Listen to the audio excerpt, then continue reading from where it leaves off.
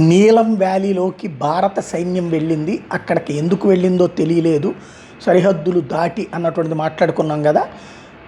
దానికి ఇప్పుడు follow up బయటపడినటువంటి విషయం ఏంటంటే, పాకిస్తాను ఇప్పుడు ఆ ఇరాన్ వాళ్ళు, లేకపోతే హౌతీలు, లేకపోతే హిజ్బుల్లా వాళ్ళు, హమాస్ వాళ్ళు చేసినట్టుగా అండర్ గ్రౌండ్ బంకర్లు కాదు, అండర్ గ్రౌండ్ రోడ్లు, అండర్ గ్రౌండ్ ఊళ్ళే తయారు చేస్తుంటుంది. వాళ్ళని తెచ్చిపెట్టుకుందో ఏమో తెలియదు, కానీ పాకిస్తాన్ మన సరిహద్దు ప్రాంతాలలో అండర్ గ్రౌండ్ టన్నెల్స్ని తవ్వుతుంది. అక్కడ 22 చోట పాకిస్తాన్ నుంచి మన దేశంలోకి ఎంటర్ అవ్వడానికి, ఎందుకంటే ఇప్పుడు ఫెన్సింగ్ వేసేసాం కాబట్టి, సెన్సార్స్తో చూస్తున్నాం కాబట్టి జాగ్రత్తగా తెలివిగా అందులో నుంచి భూమికి అడుగు నుంచి వచ్చే ప్రయత్నం చేసింది.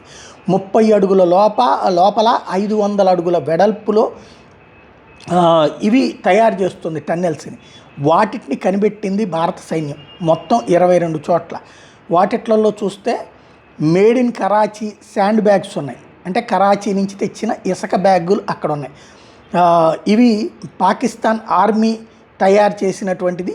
ఏదైతే ఉగ్రవాదుల్ని మన దేశంలోకి పంపడానికి, ఆయుధాలు మన దేశంలో పంపడానికి, అలాగే మత్తు పదార్థాలు మన దేశంలో పంపించడానికి, స్మగ్లింగ్స్ పంపించడానికి అన్నటువంటి విషయం తేలింది. ఇప్పుడు ఈ వ్యవహారానికి సంబంధించినటువంటి వాటినే ప్రొజెక్ట్ చేస్తున్నది మన సైన్యం.